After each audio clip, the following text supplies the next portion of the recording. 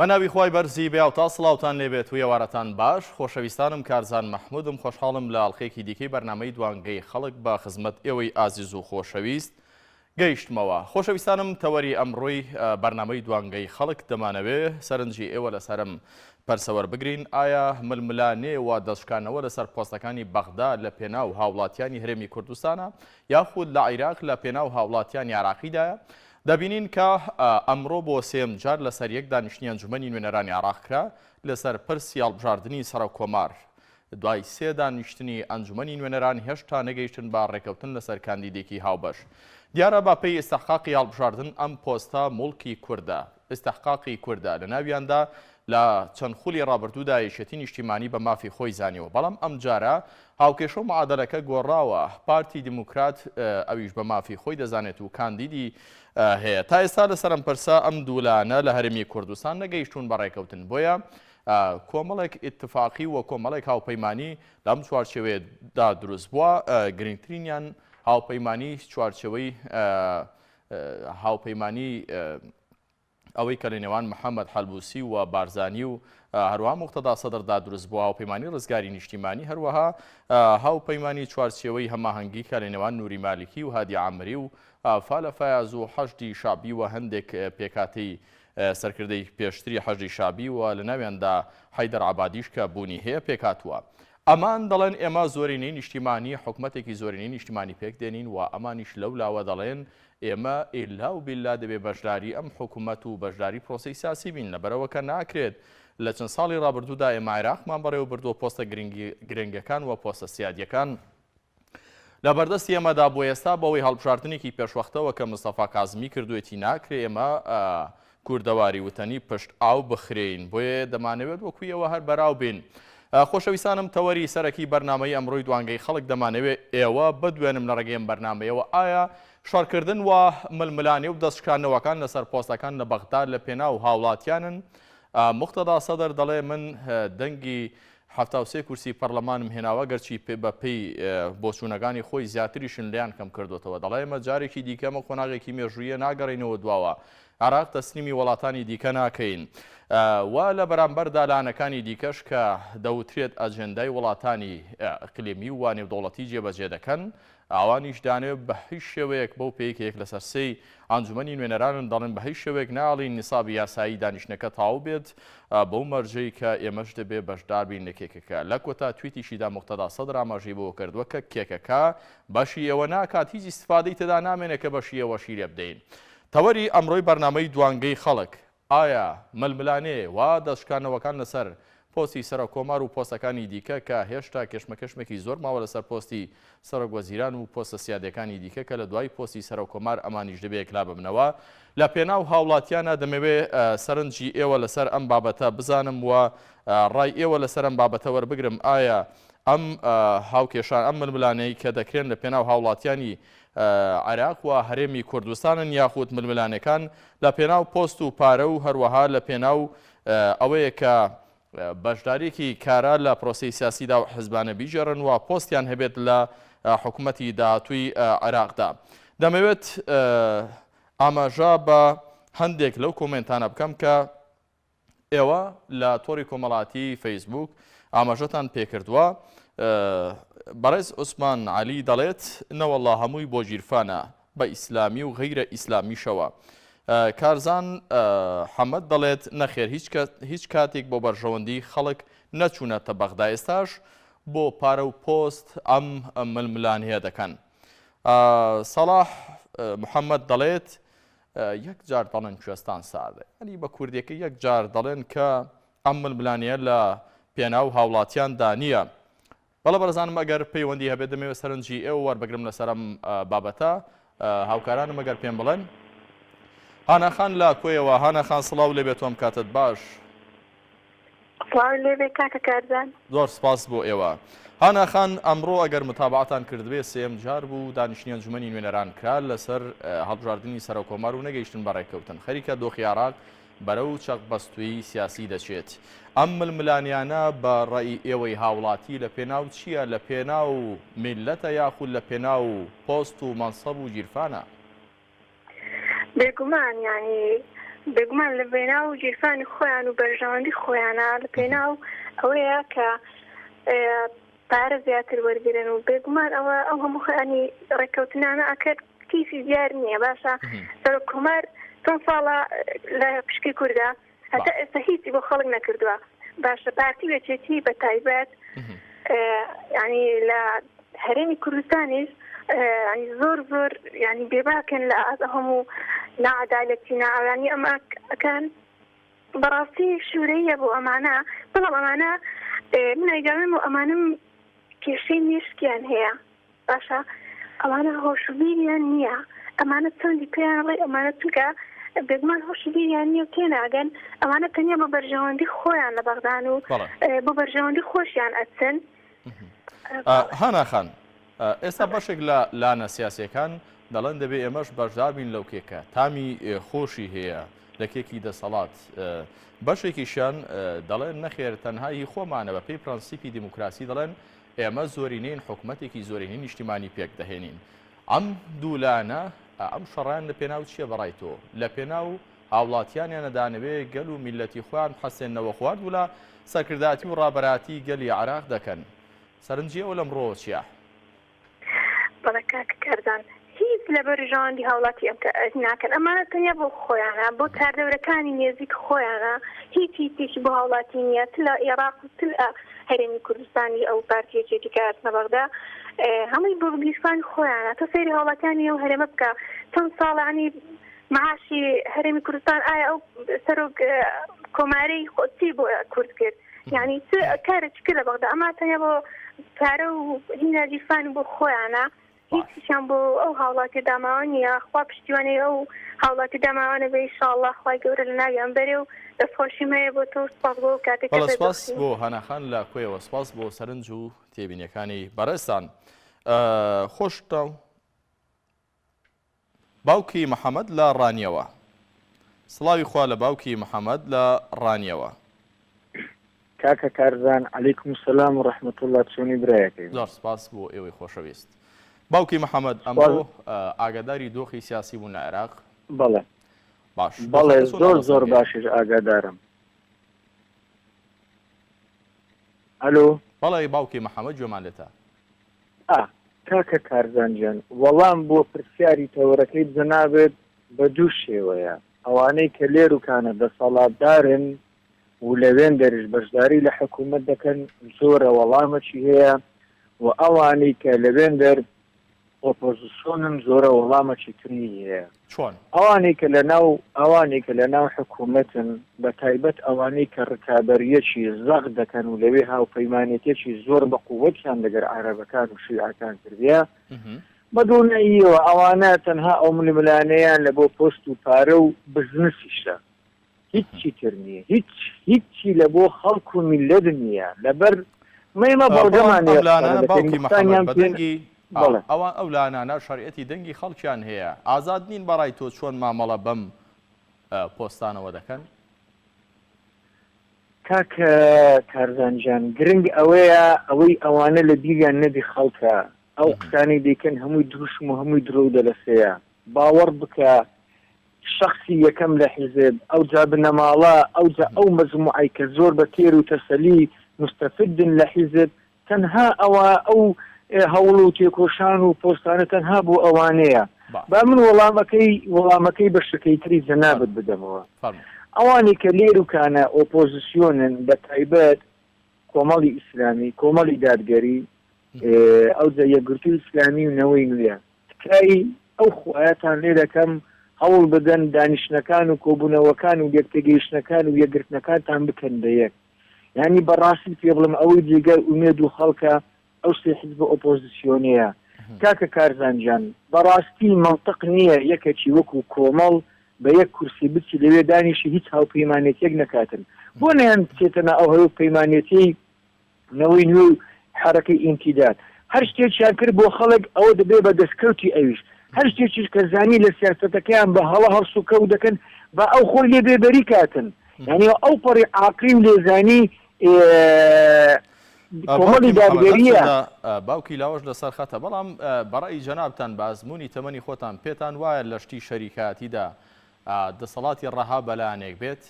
یان دەکرێت ئەمڕۆ یەک بگرن و سبەی ئەم لاان بڵێ تۆ دەنگی خۆت فرۆشتووە لەگەڵت بەشدار نابم دەکشێمەوە ئەم شتە دەکرێت تا ئەم پینە و پەڕۆ دەچێتە سەر 4 ساڵ بەڵێ کاکە کارزانجان زۆر بەڕاست و دروستی دەکرێت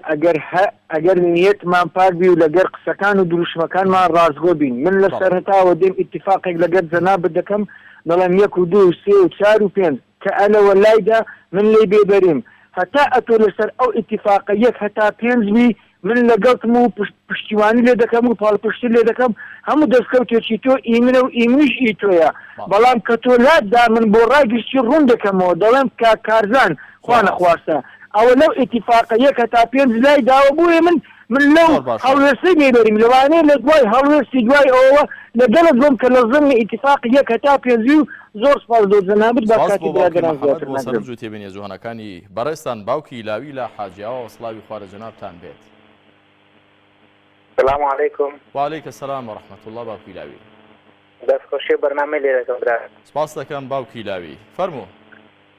لەسەر تەوەرەکە براکەم جارێ کورد نێوماڵی یەک نییە لە نێو ماڵی خۆی تەبانیە هیچ بەرژەوەندی جارەکە حیزبەکان و حیزبەکانی دەسەڵات و بەرژەوەندی ئەو هاوڵات هەرێمیان بویستایە بە تاچین نەدەگەیشتین بەم ڕۆژە یعنی هاوڵاتی هەیە لە کاتی وەرگرتنی موچەدا ینی دەمرێت چەند هاوڵاتێکەوە بۆ چوار هاوڵاتیەوە مرد ئەگەر حیزبەکانی دەسەڵات و حیزبەکانی دەسەڵات بەرژەوەندی و خەڵکیان بویستایە میلەت بەم ڕۆژە نەدەگرێت تەنیا شەڕی پۆست و پارەیە هیچ شتێکی تر نییە لە وڵاتیدا ئەوانە هیچی نەبەڕێوەبەری و نەبەڕێوەبەرن نە دەسەڵاتدارن هیچیان هیچ نییە تەنیا مافیانە دەسەڵاتدارانە. باوکی لاوی لە حاجیاوە سوپاس بۆ سەرنج و تێبینیەکانت کەمان لەگەڵ بوو پەیوەندی دوای ئەو باوکی محەممەد لە کەلارەوە باوکی محەممەد لە باوکی محەممەد لە کەلارەوە تەمەنی ئەم محەممەدانە درێژ بێ لەگەڵەوانی دیکە سڵاوی خواتان لێبێت باوکی محەممەد کاکە باشە ئەمە 8 ساڵە سەرۆک عێراق کوردە چیان کردە بۆ کورد چیان کردە بەس بێژە من پرسیارەکە بۆ ئێوەیە چیان کردە بەڕایەوە بیان چیان کردووە لە دوای 2023 سەرۆک کۆمار لای کوردە بەس بار خەڵکیان قورس کردە نەفت گرانە غاز گرانە بەنزین لە خوار هەرزانە لەنێ باج و دەرامەتی قورسیان خستێتە سەر خەڵک چیان کردە وەڵڵای خوار عەرەب فەرە لە خۆمان باشترە نە باجیان زۆرە نە کرێ کارەبایان زۆرە نە ئەمانە بچنی شویژ ناکەن وەڵڵاهی بەس بۆ مەسەلەکەی پارەیە ئیمڕۆ احترامێ سیاسەت بۆسە پارە و درۆ و فێڵ ئیمڕۆ وای دیاکە ئەمانی بۆ پارەگاچن هیچ خەڵک دڵی پیا خۆش نییە ئەوەی وجدانی پێ دڵی پیا خۆش نییە وەڵڵاهی باوکی من پێم باوکی محەممەد لە دوای 2023ەوە بە حساب کورد شەریکە لە بەغدا دەتوانی هەندێک شتم بۆ بژمێری کە بتبینی بێت کورد لە بەغدا بیچنی بێتەوە بۆ هەرێمی کوردستان لە ماوەی ئەم نزیکەی 20 ساڵی ڕابردوو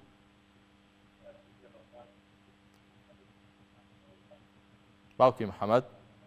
بەڵێ هیچیان نەکردە تا ئیسە من پێ دەژم هیچیان نەکردە بەڵام دیفاع خۆیان پڕ کردووە خۆیان دەوڵەمەند کردووە سەرۆت و سامانی زۆریان پیا کردو بە کورسان تێر ناخۆن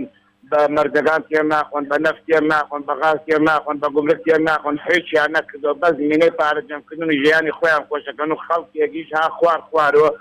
مەسوولەکانی بۆ خۆیان فول دەوڵەمەندن بەیانی سەرۆک عێراق بێ بەو خوا هیچیان پێ ناکرێت هیوادارم ئیشەڵا بنێتە قسمەتیان بە حەول و خۆی خوان لەبەرەوە خەڵک ڕخی لیان هەڵکردو کە ئەزانم بۆ دیفاع خۆیانە بۆ دیفاع حزبەکەیانە کاکە گیان بچۆ ژیان خەڵکە وڵای باج و دەرامەت کارێکی وە خەڵک کردە خەڵک ژیانی نەمایە ئێوە هیوادارم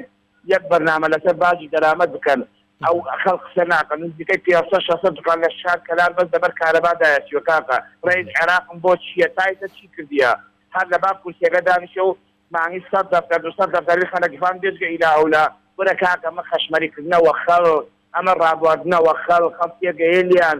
احترامێ چکاوخۆر نەیە ماساچی نەیە ئەمانە کەس باوەڕیان پێ ناکە چیان کردووە وەرە بچە سێکە لە خوار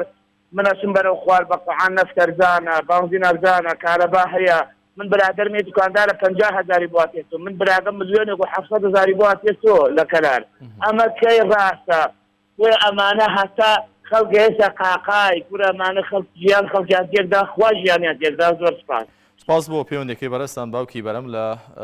باوکی محەممەد لە کەلارەوە باوکی بەرەم لە سلێمانیەوە سڵاوی خوا لە جەنابتان هەموو کاتێکت باش باوکی بەرام کاکازانیان بنسبەت ئەو پۆستەوە کە لە بەغدا بەڵە فەرموو باوکی بەرام گوێم لێتە فەرموو گوێم لێتە فەرموو سەرنجەکانت بڵێ باوکی بەرهەم فەرموو کاکازانیان بنسبەت ئەو پۆستەوە لە بەغدا هیچ ئیستادیەکی بۆ کورتیانێ بۆم دوو حیزبە نەبێ بەڵێ گوێم لێتە فەرموو گوێم لێتە باوکی بەرهەم فەرموو من گوێم لە تۆ گرتووە ئێمە بینەران گوێمانە تۆیە فەرموو ئەو پۆستا لە بەغدا کە هینی کووردا بەحساب ئیسلادی کوردی تایە بە هیچ شێوەیەک ئیسلادی ئەم میلەتیتیانێ بۆم دوو حیزبەیە شەڕەکە لەسەر ئەم پۆستانە بەڵێ هەلو باوکی بەرەم پێتان وایە لە ماوەی 20 ساڵی ڕابردوودا کورد کە بەشداری کردووە لە حکوومەت و لە دەوڵەتدارایی عێراقدا هیچ قازانجێکی لە ڕێو پۆستانەوە با وڵاتیانی هەرێم گەیاندووە بۆ نمونە قەزەی کارەبایی چارەسەر کردووە قەزەی نەوتی چارەسەر کردووە و بەنزینی چارەسەر کردووە بودجەی بۆ فەرمانبەران ئەو مشکلەی کە لە 2014 دروست بۆ چارەسەری کردووە کاتێک ئەمانە چارەسەر ناکرێن کورد بۆ بەشداری دەکات بۆچی دەبێتە جەمسەر لەوێ لە ناکۆکی و سێڕاتوندەکان بە هیچ کاکازانیان ئەم پۆستا هیچ ئیسلادێکی بۆ میلەتی کورد نییە تەنها ئەم دوو حیزبە شەڕەکەن لەسەر ئەم پۆستە بۆ پارە و سەرۆکی سامانە ئەگەر خوا ئەم میلەتە نابینین چۆن لەو بازارە و لەو شارانە یا بەدەمی بانکەکانە ئەم خانوشیانە ئەمرێن باش ئەمانە نادان تاکەی و خۆش نانە و بیران تاکەی بیر ناکەنە لەو میلەتە ئەمە تاکەی ئەم میلەتە تۆزە خۆش ناتەوە خۆی جارێکی تر دەنگ بەر حیزبانە نەدەن بەڵێ سپاس بۆ باوکی بەرهەم لە سلێمانیەوە مام جەوهەر لە کۆیەوە سڵاوی خوات لێبێت کاکە چۆنی هەموو کاتێکت باش مام جەوهەر سڵاوی خوا لە تۆ فەرموو زۆر سپاس جێ لە منە چاک گوێم لێتە فەرموو زۆر باشە ئەگەر میلەتی کورد کە پاسەیە کە 50 ملیۆن کەسە لەلایەن بەریتانیا و فەڕەنسا دابەست کرا بەڵام هەڵەتی زێڕیمان بۆ دەستکەوتو بوو لە بۆمە لە ساڵی 91 بەڵێ کاوی تۆڵەسەنەوەی هەموو سۆسەکانی کوردستان بوو لێرە ئەمن دەپرسم بەرز پارتی دیموکراتی کوردستان ئێستا چ لە دکتۆر بەرهەمی بێ ئەگەر دکتۆر بەرهەم دزە باسی بکەم ئەگەر گەندەڵە باسی بکەم ئەگەر ئەتوو ناتەوێت لە کوردستان بێتە سەرخەت و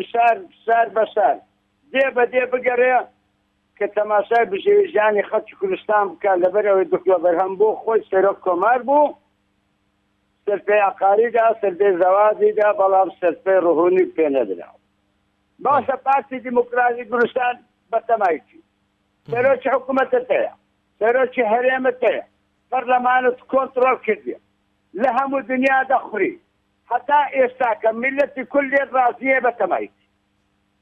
باشە بووە پرسبە و هەموو ئەحزابە سیاسێ بە خەڵکی کوردستان ناکەی دێ بە دێ بگەڕی سار بە سار بگەڕی ئایا کێ لە من ڕازێ کێ لە من ناڕازیە باش ئایا ماڵی دنیا ئەوەی دەوێت مام جەوهەر ماڵی دنیا ئەوەی ناوێت مام جەوهەر کە دەئەتێوە وەکو غاندێبی وەکو ماندیلایی مام جەوهەر فەرمووەرە کاک مەسوول وەرە دێ بە دێ بگەڕە سار بە سار بگەڕێ کێ لە خەڵکی کوردستان ڕابگرە بزانە خەڵک چەند لێ ڕازێت چەند ئەوەی کە لێ ڕازێت چادەوری خۆتە کە برسی خوددان بە عەبدی تێر ناوەن مام جەوهەر پیاوەکی باش مام جەوهەر پێت وانە مام جەوهەر ئەگەر چۆن لە دەنگی منە شەم نەبڕی مام جەوهەر پێتان وانە ئەمە شتێکی ئاسایی بێ بەو پێی کە لە دیموکراسیدا هەموو دنیا دەڵێ عێراق دەبێت دەوڵەتێکی دیموکراسی بێ پێتان وانە ئەمە یەکێک لە لوتکەی هەرەمی دیموکراسیەکە چەند لایەنێک زۆری نەپێک دێن و دانەوێت پۆستێک دیموکراتیک خەتای تۆ دەتەوێت نەچمە ناو مۆزوعی دیموکراتیک بەڵێ فەرموو وەکو حسابەکەم کاتوو کاک مەسعودی بکەی بەدن نەخێت کاک مەسعود برای منە هەموو سەرکردەکان برای منن کورد برای منە ئەمە خزمەتکاری هەمویان کورد پێویستی بە یەکگرتنە لە هەموو ڕێیەکەوە پێویستە بەوەی وازە دکتۆ بەرهەمی بینین با سەر کۆمارەکەی خۆی بکە لەبەر ئەتوحەل هەموو جمگەی کوردستان فەرم و کات مەسعود جمگەی کوردستان لە کوردستان وە بکە خەڵکی کوردستان لێت ڕاستی بی لە غەیری پارتی ئەمن یەکەمین کەسم دێم لە بەردەمی ماڵەکەی تو ڕادەوەستم وەکو برازایەت ڕێزن لێ دەگرم حیماست دەکەم بە خوێنش دەگرتم بەڵام ناکری ئەتوو هەزاران کەس برسیکەی دەربەدەرکەی لە سەر لەسەر بەغدایە بکە لەسەر کورسی لە کوردستان لەسەر کورسی هەموو خەڵک لێت بێزارە من بە ئاشکرا قسە دەکەم ئەتوو کوڕی مستەفا بارزانی دەبی وەکو مستەفا بارزانی چاوەڕوانی خەڵکی کوردستانی دەکرد بەڵێ مام جۆهەر لە کۆیەوە کاتی باشم پێ نایبڕی ئەگە بیبڕێت تۆ خەتاباری زۆر باش خابی داوا لە مەلا عەلی دەکەم فەرموو داوا لە هەموو سەرکردەکان دەکەم پێکەوە لە ناو پەرلەمان چارەسەری کێشەی خەڵکی کوردستان بکەن خەڵکی کوردستان پلە و پایەی ناوێ سەرۆت و سامانی ناوێ بژێوی ژیان و ڕێز و احترامی دەوێ ئەوە داخوازی خەڵکی کوردستانە داخوازی 6 ساڵی سۆسی کوردستانە چاوەڕ مادەکەم کاک مەسعود بەڵێ تەواوی مام جۆهەر چاوەڕ مادەکەم لە خاتری دەستە خاتری گۆرە مستەفا بارزانی وەرە ناو ساحەکەی بزانم لە چێن لەگەرە چێن لەگەرنیە ئەوەندە پێدەرم کاک مەسعود وەرە ساحەکەی ئەمە دەستۆزی کورد و کوردستانم من هاوڵاتێکی کوردیمە ئەتۆم خۆش دەوێ هەموو سەرکردەکانم خۆش دەوێ هەموو ئەحزابەکانم خۆش دەوێ شەرەفی کورد لە من گەورەترە ئەمیش بەشێکم لە شەرەفی کورد وازە سەرە کورسی بەغدایە بینی کەسمان بە خۆمانەوە نەهێشت باید چکە ئێرا ساڕۆخمان تێنەگری مام جۆهەر تۆم لەسەر هیچێک لە قسەکانی بەڕێستان نییە مام جۆهەر بەڵام کاک محەممەد لە چەمچەماڵ دەمێکە لەسەر خەتە سوپاسی سەرنجەکانی بەڕێستان دەکەم کاک محەممەدیش داخرایەوە چونکە دەمێکە لەسەر هێڵ وەستاوە ئەگەر بتوانێ هاوکارانم جارێکی دیکە بەڵێ چێ بکەم پێم بڵم بڕۆمە لای کۆمنتەکان یاخۆت باش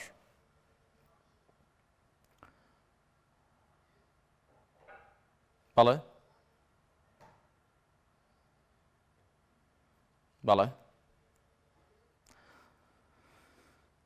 کاک ئازاد لە هەولێرەوە سڵاوی خوارد لەبێت فەرموو کاک ئازاد السلام عليكم وعليك السلام ورحمة الله برام أمن مشكلة شيء قولي أو من دتي أو زاحل كتانا حمل ما إذا هل ما لتشي كتاسو ما برنامج لسن أوي كانوا جوان كذا أو حزب وين لكن أو زاحلانا أو كتانا حمل بقيلي لما الاثنين أو كتانا وهذا مني يعني أو برنامج جوان كذا لا هل أو حزب جوان والله ئەگەر هاوکارانم بتوانن یەک تۆ سەڵتی ناوسۆد و زیاد بکەن من ژێم لە بەشێک لە پەیوەندیەکان نییە ئەم بەڕێزە تەواو تێنەگەیشتم ئاماژەی بەچی کرد بەس پێشنیارێکی کردەوەندە دەزانم ئەگەر بکرێ سەرنجەکە دووبارە بکەیتەوە کاک ئازاد فەرموو چاکە ئەمن دەلێن بەرنامجێکی بکەنەوە لەسەر ئەو کۆن و جاحێلانە کە لە مالێ کچەکان قەیلەماینە کوڕەکان بێژن و ئەوە ماینە يعني أو حزب وايد أو ملتا حتى كتكان وكركانش لما لبصوتين أو حزب باستا كاغازات تمنا دكين دا ولا خوي قبل يعني أو برنامج شواب كانوا زوان كربا عالمك بزاني مسألة يا مشكلة قورة كاغازات بيتانوانيا كاغازات أما تينا كاغازات هر چنده قسمت لای خوای گەورەی کرێی بەختی هەموو مسلمانێک بە کوڕ کچەوە بکاتەوە بەڵام پێتان وانی ئەگەر دۆخی عێراق و هەرێمی کوردستان باش بێت لە ڕێگەی پرۆسەیەکی سیاسیەوە سیاسەکان لە خزمەتی هاوڵاتیاندا بن بژێوی ژیان باش بێت ئەمانیش گرێ بەختیان دەکرێتەوە ئەگەر من چ دەڵێم بدەم ئەگەر بێپارەی و بێ ئەوە نەبی یعنی ئەو عالەمە لە کۆڕیژنی دەینێ کچی بەمێدەدا هەموو لە بەروانەیە کاتە هەموو پاری کوردستان یاخوا بس کاکە 30 ساڵە تێر نەبوون بەس نییە يعني ئەوە بە من ئەوە گەورەترین شتە ئەو شتە يعني ئەو کتە لە مالي دميني او كره لمالي دميني بس حتى ترسل وانا بمني راسته بەڕاستی ئەمن بە گەورەترین مشکلە دەزانمەوتا ئەم بۆ قەیدی خۆتانە ئەوەی گەورەترین مشکلە دەزان ئەو سپاس بەڵێ سپاس بۆ کاگازات لە هەولێر بەڕاستی ئەمەی کە بەڕێستان باسی دەکەن گرفتێکی جددیە لە کۆمەڵگەدا ئەمەیەکە لە دەرهاویشتە خراپەکانی خراپ بەڕێوەبردننی وڵات لەلایەن کۆمەڵێک کەس کە هەمیشە ویستوانە دەسەڵات خۆڕە بکەن لە ناوەند و ئەم دۆخە خراپان بەسەر هەرێمی کوردستاندا هێناوە کە بەداخەوە گەنجان لاوان هەموو قۆناغەکانی خوێندن دەبڕن هێشتا هەلی دامەزراندن هێشتا هەلی کاریان بۆ نییە بۆی کە ژیانێکی سادە و ساکار دەست پێ بکەن پرۆسی زەواج دەست پێ بکەن خی گەورە یارمەتی هەموو لایەکدا لە هەر ڕێگەیەکەوە کە خۆی دەزانێت بەختی هەر مسلمانێک بە کوڕ و کچەوە بکاتەوە بۆی کە ژیانێکی ئازاد و ژیانێکی ئارام بەسەر ببن کێمان لەگەڵ هاوکارانم پێم بڵێ کاک مححمود لە دوهۆکەوە سڵاوی خوا لێبێت مامۆستا چونی باشی ئینشاءڵڵا زۆر سپاس چاوەکەم فەرموو وەڵڵاهی مامۆستا بەداخەوە ئەم ملانەی سیاسی بە تایبەتی ئەم هەردوو حیزبی دەسەڵات فارسی بێچێتی هیچ مەسلحەتی بوو ئەم ملەتە و ئەم وڵاتە نییە موچەکەی نییە ئەم دانە ئەمرە ئەم ختیارەکەی ئەوە لە سلێمانی کەتوە خوارە بەداخەوە ئەم هەردوو حیزبی دەسەڵات هیچ ئینسانیەت نەماوە هیچ ئەخلاقی نەماوە هیچ شەرەف نەماوە یعنی ئەوە سیواعی دەکەت لەسەر پوستەکە لە پوستی سەرۆکاتی کومارمام کاکە گیان هەواری لە ئەم ملەتە بێتەوە قەسەم بەخوا ئەم هەواری نەئێتە لە ملەتەوە بە تەجریبەی 16 ئۆکتۆبەر بەداخەوە دووبارە بێتەوە مامۆستا کارزان بەڵێ کاک مححمود پێت وایە ململانیان لە پێناو هاوڵاتیانیان لە پێناو حەزب و لە پێناو پارەدا بە کورتی سوپاس دەکەم بەڵێ وەڵڵاهی مامۆستا کارزان جان ئەو سیڕاعی لەسەر پارە لەسەر پۆستە نە سیڕاعی کە دەکات ئەم موناخەسە دەکات بۆ خزمەتی ئەم وڵاتە بۆ گەڕاندنی ناوچەکانی مادەی 140 مادەی 140 فعل ماضي بڕوا بەداخەوە سیراعی دەکاتەوە ئەگەر مشکلە حل نەکەتەوە مامۆستا کارزان ئەمە وەزعی زۆر نەخۆشە خەڵکی ئێشار خەڵکی نەساخە من لە بەحسی خۆم سەم دەکەم بەداخەوە عەمری من مەوالیدی هەشتە ئێستا من خێزانیە ئیشمانیە من خریجم شەشی ئێعدادیەوە ناتوانم ئەچمە بە کولیەتی بە جامیعەتی ناتوانم پارەی لە ئێستا لە گیرفاندام نییە بەداخەوە من لە شەرم دەکەن لە ماڵەکە و لە دایکم طلب دەکەم بە 6,000 ڕبعەت بۆ مۆبایل بەداخەوە مامۆستا بەداخەوە عەمری من بەداخەوە مامۆستا بەڵێ کاک مححمود لا دۆکەوە سپاس بۆ سەرنج و تێبینەکانی بەڕێستان کاکاوڕێ دەمێکە لەسەر خەتە ببوورە کاکاوڕێ لە قوشتەپەوە سڵاوی خوا لە جەنابیشتان بێت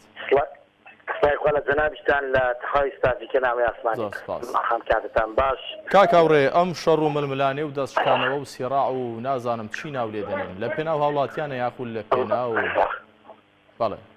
بێگومان هەموو کەس ئێستا ساڵی 1940 نییە ئەمە بۆ ئەوەی هەواڵێک دەویستین سەربانەکە بخێن و یاخود سێ وەستا بێن تا سەتەلایتەکە ئێستا سەردەمی سۆسیال میدیایە هەمومان ڕاستەخۆ دەزانین چی دەگوزارێت لە تەواوی جیهان من یەک شت دەڵێم ئەگەر کاتێکی کەمم پێ بێت هەڵام تەنوشێکەیە من پێیان دەڵێم پۆستەکان بۆ خۆتان بە میراتان بێ ژیان بۆ فەقیر کورسیەکان بۆ خۆتان بە میراتان بێ ژیان بۆ فەقیر یعنی بڕات هەبی یعنی شەرمە والله وبالله وتالله من ئەگەر هەر پۆستێکی سیاسیم هەبی لە هەرێمی کوردستانە هەر پۆستێکی حکمی نەبی هەم خانمەی ئەمڕۆ ئۆتۆمبیل دەیدا و کوشتی لە 3 ڕۆژە دێتە سەڕێ خانەنشینی والله ئەگەر هەر بەرپرسێکی باڵای و نیشتیمانە نۆقتەی خۆشم بەرپرسیارم دەبایە بچی لەسەر گۆڕەکەی بری ئەوە دەست دەکات کێشانەوەکە من زۆر کەسێکی نامەد دەست دەکات بچێشمەوە یعنی حەیبە پێشمەرگەی دیێری خەباتی کردی ئەو ڕب بگیری بۆ موچە پیا و هێکات هیچ ئەو حزبەکانی کوردستان بەحام هیچ حزبەکان من ناپارێزم معنی باسی هەمووان دەکەم هیچیان بۆ بەرژەوەندی خەڵکیان نییە کەسانێک دوێنێ کۆمەڵێک بڕێ حەفتە خاڵ بە چای ملەت دادەداخەوە ئەمڕۆ پەشیمان دەبتۆ دەری حەزدە خاڵەکەت جێبەجێ نەکرا ئەوە سەری خەڵکی ڕاکرد بەنزینە 600 دیارەکەشی بڕی یعنی هیچ شتێک لە پێناوی خەڵک نییە لەم نیشتیمانە لە عێراق بەگشتی لە هەرێمی کوردستان بە تایبەتی حزب دەبیتن خەڵکی بۆ بەرژەوەندی خەڵک کار بکە بەڵام ئەوان لێرکانە خەڵکیان وەکو ئامرازێ وەکو ئامێرێک بەکارهێناوە خۆیان پێدەژێنن. کاکاوڕێ زۆر بە کورتی هەرچەندە پەیوەندی تریشمان لەگەڵا خەتای ئەم دەسەڵاتانەیە کە ئاوە مماتەڵە و یاری بەدەنگی خەڵک دەکەن یاخود خەتای خەڵکە سادە و دڵپاک و دڵسافەکەی خۆمانەکە هەرچی سەبەتەی خۆی ڕاگرت هێلکەکانی دەکاتە ناو سەبەتەکەیەوە. حەکەت چۆنە خۆحما دەنگ بدەین نەدەین دڵنیا بە من جارێک چاودێری سندوق بوومە چەند جاری بە بەڵگۆش پێ دەرم بەخوای دەنگی و هاوڵاتی هیچ پەیوەندی بە هەڵبژاردنەوە نییە خۆی دوومان پێش وەخت هەموو شتەکان دابەش دەکرێتن بەڵێ دەنگی پارتە سیاسەکانی وەکو کۆمەڵ و یەکگرتووە و پارتە سیاسەکانی تر ئەوانە بە کەمینەی دەنگی خۆیان دەنگەکانی حەق خۆشیان پێ نادرێت بەڵام پارتی وێچێتی پێش وەخت هەموو شتەکان بۆ بڕدراوەتەوە بەڵام من یەک شت دەڵێم دووبارە ئەگەر کاتم دەیت بە کورتی زۆر بە کورتیەوە دەڵێم هیوادارم تەرمی ئەم خانمەی ئەمڕۆ تەرمی ئەمام حاجی حکە پێڵا و کڵاوەکانیان لە سڕێی خانشین بەجیما ببێتە مۆگنگ بە ناو چای بەرگستانی ئەم هەرێمەوە بنووسێ سوپاسان دەکەم. زۆر سپاس کاکەنگە و لا چۆمانەوە سڵاوی خوا لە جەنابتان کاکەنگە. وعەلەیکم سەلام. زۆر سپاس. باوڕێزم بۆ جەناب و هەموو کارمەندان و بینەران و تەواوی ستافی پێیانی پیرۆز. سپاس. کاکەنگە و لەسەر تەوەری بەرنامەکە چیتان هەیە؟ ئەم شەڕ و ململانیانەی کە لە بەغدا دەکرێت سێم جارە دانیشتن لە ئەنجومەنی نوێنەران دەکرێت بۆ یەکلایکردنەوەی پۆستی سەر و کۆمار لە پێناو خەڵکە ئەم شەڕە دەکرێت بۆی خەڵک ئیسراحەت بکایان نخبەیەک قازانج بکەن. ئەمە ڕێکەوتنی حیزبیە دەکرێت داوا لە هەموو ئەندا پەرلەمانانی ئۆپۆزیسیۆنەکەم بە هیچ شێوەیەک لەسەر پەرلەمان دانەنیشتن. ئەمە ڕێکەوتنی حیزبیە بەرژەوەندی کوردیە یانەوێت قوڕەکەش بە بەغدایە بە عێراقی وەرکەن خەڵکەکەی ئەوێن دەرێش وەکو خەڵکی هەرێمی کوردستان بکەوێتە ناو قەنگانێکی قوڵەوە لە بنی لاقەوە هەتا تۆقی سەری بکەویتە ناو قەردان و بکەویتە ناو نەهامەتی دەردەسەری. خەڵکی عێراق ئێستا وەکی زۆر باش پێدە ئێمە ئەوان قەرزی 50 ملیۆنی دەدرێتە فەرمانبەران و قەرزی 30 ملیۆنی دەدرێتێ و 100 ملیۆنی دەدرێتێ و قەرزی جەوازی دەدرێتێ و قەرزی خان بەرە و هەموو جۆرە هاوکاریە دەکرێت یەک مانگ مووسەی دوانە خستە و مووسەی خەڵکی تاخیر نەکردیە. باش بەڵام لە هەرێمی کوردستان هەم هەموو قەیرانەکان ڕوبەڕووی خەڵک بنەوە هیچ هاوکاریەکیش بۆ خەڵک نەکراوە و ئەوەی دەنجش بکات خۆی لە بنەڕانی زیندانە ئەبینیتەوە. تەماشاکەین هەرێمی کوردستان لە داهاتێکی ئەو هەموو داهاتە زۆری خاڵە سوورەکان داهاتی نەوت بۆ لە سەپاسویەکی بۆ مشتری ئەی داهاتی خاڵە سووریەکان خەڵکی کوردستان ئەمڕۆ لە قەیران دابێت خەڵک لێرەوە لێیان بێزارە لە هەرێمەوە لێیان بێزارە ڕاستی نەبەوەی بچن لە بەغدایەوە دیسانەوە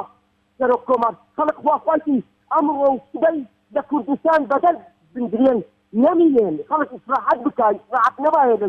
ژیانی خەڵکدا جیاوازی 30 ساڵ و 1 ساڵ جیاوازی جینایەتی جیاوازی بینی تاکەکان هەمومان تاشی کوردین جیاواز بکەین لەلایەکی ترەوە تۆ بچی حیزب لە سووریا مەسرێنی و هێزی سەردار لە سووریا مەسرێنی و لەسەر پارەی داهاتی ئەم هەرێمە موسەی پێدەی و ئەم پەرلەمانەش زیادە لە کوردستان ئەم قسمەتەش ئەم وەزیرەش چەندین بوو جێی دەبن ئەگەر تەماشای ئۆکرانیا دەکەین ئۆکرانیا کە داهاتی شیعە و چەند پێشکەوتوو بووە هەتا زادەی قیتاری هەیە ڕێگای ڕۆکەیە کوردستان لە شارێکی وێرانکرا و دەکەیت ئەو هەموو داهاتە بەبەلاعی هەیە و هیچ خزمەت گوزاریەکی بۆ ئەنجام نەدرێت و تووشی هەر هەموو قەیرانەکان ببێت کاتێک دەگرم زۆر سپاس دەکەم کاگەنگا و کاک عەبدوڵڵا لە چوارقوڕنەوە لەگەڵمانە. کاک عەبدوڵڵا سڵاوی خوا لێبێت. هاوکارانم بەڵێ کاک عەبدوڵڵا سڵاو لێبێ. السلام عليكم. وعليكم السلام ورحمة الله. والله أول أستاذ أبو زري ما مستا أشكرايا. أول حاجة أستاذ أبو زري العراق شيء بربرستا بربرسية كم أمريكا تعال في دولين أو أنا هات التدمير العراق ينكر ببيع ويبزالم كذا كان هات إن شاء الله العراق ينشكان بۆ تا سەدام حوسێن سەدام حوسێن ئەنفانی کرچینیا کرد بۆ کاتە نوێنهاتی هێشتا هەڵ نوێنهاتی ئەو کاتە لەسەر بابە جواب دەی هاتی بۆ تەکدانی عێراق هاتیونەوانە بزانێت تا چ دەبزێنێت لە عێراق شێ ئاگەرێکیە چوارچەوە عێراقیشکان هەمووی بەڕەوڵا کرد بۆ تورکیا بۆ ئێران و بۆ سووریا بۆ ئۆردن و نەزان بۆ کوێ ئەوە شتەکەی ئاشکرا لەسەری ئەوەی حالێ لێتا دەگوزێ هەر شتێکی لە عێراق بکەومە هەمووی ئەمریکا و تەعریفی دەولیە کەس بەرپرس نییە لە کارەکەی چونکە ئەوانە هاتی تەدبیرەکەن عێراقیان کردووە تۆ هاتی تەدبیر عێراقی کردووە ئەی بەڵێ عێراق کیسکەوە دەیشەکەی خۆت دێ ئەو دای ناو عێراق دەیشەکی تۆکمەی لە هەموو کاتێکی پێت بێنی میبینە هەدوودەکات قایمی کەی ئەو کاتە دەی ناو عێراق عاشق ئەوەکەی تۆ چێ بەربستە ئەوە بەربستە زۆر باش ئەوانە بەسەری پێتا تەراتێن دەکەن ئەمریکا تەراتێن دەکا تورکیا تەراتێن دەکا ئێران تەراتێن دەکا سووریا تەراتێن دەکا کەواتە ئەو عێراقە هەتا وای ئەوە دەبێت هەر دەبێت ببێت بەڵام یەکێتی و پارتی هەردووچیان ئەگەر لە پۆستەکە بکشێنەوە زۆر باشە بیدەن بە حاکم ڕزگار گەلێک باشترە زۆر ساتە مروێرانەش نامێنین زۆر باشتری دەبێت ئیتر خۆشی بەڵێ سپاس بۆ کاک عەبدوڵڵا لە چوارخوڕنەوە کاک پۆڵا لە هەولێرەوە سڵاوی خوا لە جەنابتان سڵاوی خوا لە تۆ لە کارمەندەکانت لە یەکەیەکە بینێرە بەڕێزەکان کاک کاتبا خۆشەویستی سپاس کاک پۆڵا فەرموو هیوادارم کاتی باشم دێ فەرموو بەڕای من هەر لە سەرەتاوە لە بەغدا کورد خۆی خزاندۆتە ناو زەڵکاوێ بۆ چونکە برات دەنگم بە دەستورەکە نەدا و ئەو پێشبینیانەی کە لە ڕۆژنامەکانیش بڵاوم کردوتەوە و هاوڕێیان هەموو شایدن کارەسات دەوێت دەستی پێکرد بۆ کورد بەبێ بەرنامەیەکی استراتیژی نەتەوەیی چووە بەغدا هیچ بەرنامەیەک کە کێشەی ئێمە کێشەی نەتەوە و خاکە پەیوەندی بە فلانە بڕگە و شتانە نییە خاڵێکی تر کورد چۆن دەچێتە بەغدا سەنجی یاسایی نییە سەنجی یاسایی چۆن هەموو کورد یەک دەنگێ یەک لیستی یەک لەسەر پێنجی ژمارەی کورسیەکانی پەرلەمانی عێراق دەبێ خەڵک بزانێت کەواتە یەک لەسەر پێنج هەر بڕیارێک بیانەوێت دەیدەن درست بە کورد ناکەن گوێ لە کورد ڕناگرن سەنجی دەستوریشی وتمان هیچ خاڵی سەرەکی نییە لە بەرژەوەندی کورد بێ بەرنامەیە و پەرتەوازەشە ئەوە زۆر گرنگە چونکە ئەگەر یەکریز باە هەرنا ئەگەر عێراقیەکانیش گوێیان لێمان ڕانەگرتایە لە دەرەوە لە وڵاتان دەیان گوت ئەوانە نوێنەری ملەتێکن ئەنفال کراون کاکداگیر کراون یەکریزن خاوەن کێشەن بەڵام ئەوەشیان نەهێشت تۆ سەیری کە ئێستا پۆستەکان سەرکۆماریشەوە بەڕێزن لەبیردا سەرکۆمارمان هەبوو کارەساتی داعش و ئەنفال و شەنگار ڕوویدا سەرکۆمار کورد بوو ڕووداوەکان و پەلاماری سوپای عێراقی عروبی لە قورمات و ناوچە دۆڕاوەکان گیان بەسەر کورتێنا کەواتە کورد خۆی خزاندۆتە ناو هاوکێشەیەکی سەقەتی دۆڕاو ڕۆژ لە ڕۆژ بەڕێزت دەزانی خوێندوتە سەماوەیەک دروستکەی کێرف لە 2003 تا ئێستا کێر بێت سەماوە تۆ سەیری کە ڕۆژ بە ڕۆژ کورد لە لاوازی عێراق لە بەهێزبوونە بۆ چونکە لەسەر ئەو بنەمایانەی وتمان کورد نەچوو بێبەرنامە بوو بێبەرنامەی یاسایی بوو نەتەوەیی بوو ململانەیەکان ئێستا لەسەر سەرکۆمار کاکاسان دەزانی لە ناو کورد ئێستا بووتە کەسی لایەنی یەکەم دەڵێ فلانە کەس بشێشەوە دەنگ بە کاندیدی بەدیلتان دەدەین بەدیل کەواتە کێشەکە ڕق و قینەیە کەسیە لە ناو دیوەخانە بەڵام لە بەغدا کێشەی حیزبەکانە ئەوان کێشەی بودجیان نییە عێراقیەکان کێشەی خاچیان نییە کێشەی نەتەوەیان نییە سێ ساڵی تریش سەرکۆمار دروست نەبێ عێراق باسی نییە ئەوەی باسی ددا لەسەر حیسابی ملەتی کوردە بەڵام داخەکەم ڕاگەیاندنەکان بەرنامەکانی وشیارکردنەوەی خەڵک ئەوانەیان لەبیر ئێمە بردۆتەوە چونکە واگریمان ئەوە ڕێککەوتن لەسەر ئەلف لەسەر با بێتە سەرکۆمار ئایا دەتوانی بەڵێ کاتی زۆر پێدای سوپاسی سەرنجەکانت دەکەم دەبێت کە باوکی ڕێیان لەسەر هێڵوەستاوە ئەگەر هیچ نەما بێ سوپاس دەکەم باوکی ڕێیان پەیوەندەکەی داخرایەوە سوپاسی هەردوولان دەکەم ئەگەر هاوکارانم بمەوێ بچمە سەر پەیوەندیەکان یاخود پەیوەندی تر وەربگرم بەڵێ هاوکارانم دەڵێن بوەستە کێمان لەگەڵە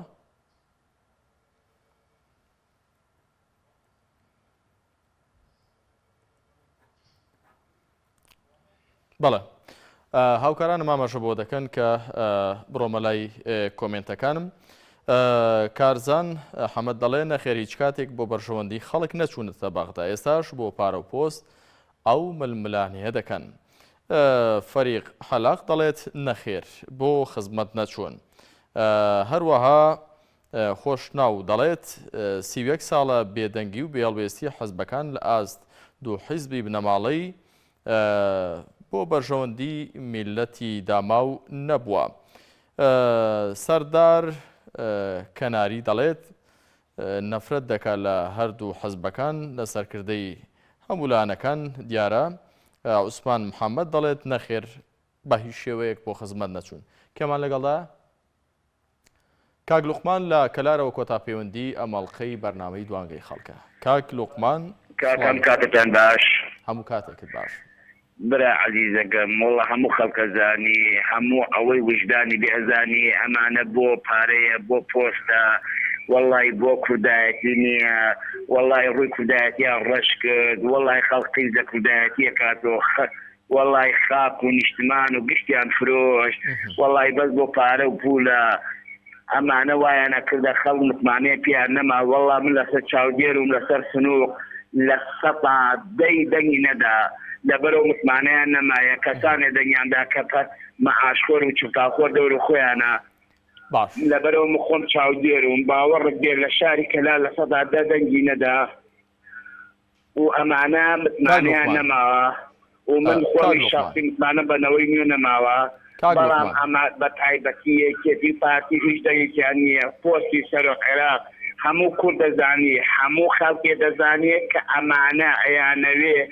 پارەیە زۆر لە ژێردەستی چکۆ تێر ناخۆن. ئەمانە 30 ساڵە 32 ساڵە تێر ناخۆن بەخوا بۆ پارەگەیە. گەریمان ئەم پۆستانە هیچ خزمەت بە هاوڵاتیان ناکەن بۆ بەڵێ خزمەتیان بە هاوڵاتیان کردووە. عەفومکەی حەفوونکە خزمەتیان کردە بە هاوڵاتە باجیان گەیان کردە نەفت نییە، کارەبا نییە، ئاو نییە، پارەی سیارە گەی 400 نەحبا دەستێن ئەمە خزمەتکردنە بە خەڵک کردیانە چۆن تو سێرەکەی سیارەکەی دەناخۆت 2 ملیۆن 3 ملیۆن دێستێن ئەمە خزمەتکردنە بە خەڵک هەموو ساڵە 6 بەرمیل نەفتە بێنە خەڵک ئەمە خزمەتکردنە بە خەڵک بچۆ باوزینەوە 200 دیارە ئەمە ئایتەم حەلەمە کشتی خزمەتە کردیانە بە خەڵک ئەک خوا ڕوویان ڕەشکە ئەک داوەشێن بڕوخێن. کاک لوقمان پەیوەندەکەی داخستەوە. کاک لوقمان دیارە زۆر تۆڕە بوو لە کۆتاییدا. خۆشەویستانم ئەوەی کە دەمەوێت لە کۆتاییدا جارێکی دیکە بیرتان بخەمەوە ململانەی حەزبەکان بۆ پۆستەکانی بەغدا لە بەرژەوەندی هاوڵاتیانی هەرێمە. ئەمڕۆ بۆ سێم جار ئەنجومەنی نوێنەرانی عێراق کۆبوونەوەی کاتی دیاری کرد بۆ دانیشتنی کۆبوونەوە بۆی کاتیایدا سەرە کۆمار هەڵ بژێرترێت. دیارە دوو لایانی مختەدا سەدر و حەلبوسی و بارزانی کە کوتلەیەکیان پێکەناوە بە ناوی کوتلەی ڕزگاری نیشتیمانی و لانی نووری مالکی و هادی عامری و کۆمەڵێک سەرکردەی دیکە حەشدی شعبی حەیدەرابادی و کۆمەڵێک سەرکردەی دیکە لانیشکان پێکەناوەکە ئەوانیش دەڵێن بەبێ من نابێت پرسی سەرۆ کۆمارێکرا بکرێتەوە و پرسی سەرۆک وەزیران و حکومەت بە تەنها بێ. پرسیارەکەمان ئەوە بوو ئایا ئەم ململانەیانە لەسەر پۆستەکان لە بەرژەوەندی هاوڵاتیان دەشکێتەوە چ لە هەرێم چ لە بەغدا. ئەوە بوو تا کۆتایی بەرنامەکە بەداخەوە تەمەنایەوەمان دەکرد کە پەیوەندیەکان هەمووی مەدح و سەنای دەسەڵاتدارانی عێراق و هەرێمی کوردستان بان هەمووی دەستخۆشیان لێکردبان بیان وتە بەڵێ بەڕاستی لە پێناو خزمەتی هاوڵاتیاندایە. بەڵام ئاوێشی وا نەڕێژراوە لە 20 ساڵی ڕابردوودا کە ئێستا هاوڵاتیان ڕەحمەتیان بۆ بنێرن. ئەوە بوو هیچیان دانی خێران پێدانە ناکە بڵێن لە پێناو هاوڵاتیاندایە بەڵکو دەڵێن لە پێناو بەرژەوەندی حەزب و شەخصدایە. تا بێگەیشتنەوە لاڵقەیەکی دیکە لە دوانگەیەکی دیکە بەخوای گەورە و میهرەبانتان دەسپێرم. هەر شاد و کامەران بن. ئێوارێکی باش کوردستانێکی ئاوەدان بۆ هەمولایەکتان. خواتان لەگەڵ.